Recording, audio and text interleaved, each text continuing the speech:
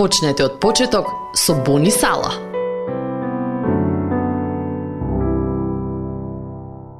И кој не го зема својот крст и не оди по мене, не е достоен за мене. Матеј, 10 глава, 38 стих. Ќе дадам пари и ќе волонтирам. Повеќето луѓе мислат дека тоа е оно што Бог го сака од нас. Ако може да го сториме тоа без болка, супер. Но Исус рече: ако некој сака да врви по мене, нека се одрече од себе си и нека го подигне својот крст и нека ме следи. Зашто кој сака да ја спаси својата душа, ќе ја изгуби. Матеј, 16 глава, 24 и 25 стих. Следењето на Исус е практика на секојдневно предавање.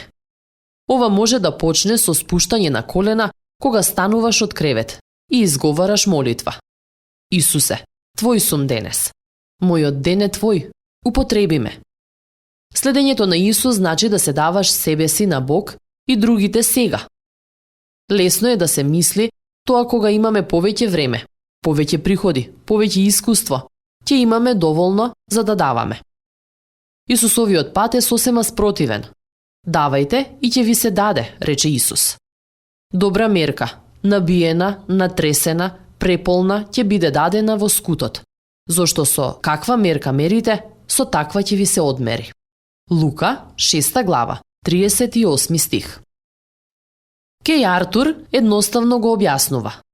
Ако не планираш да живееш христијански живот, сосема посветен на запознавање на Бог и живење во послушност кон Него, тогаш не почнувај, бидејќи во тоа се состои христијанството. Ако немаш намера да му дозволиш на Христос да владее во твојот живот, тогаш заборави на христијанството. Тоа не е за тебе. Следевте еден момент на рефлексија од Бони Сала. Почнете од почеток со Бони Сала.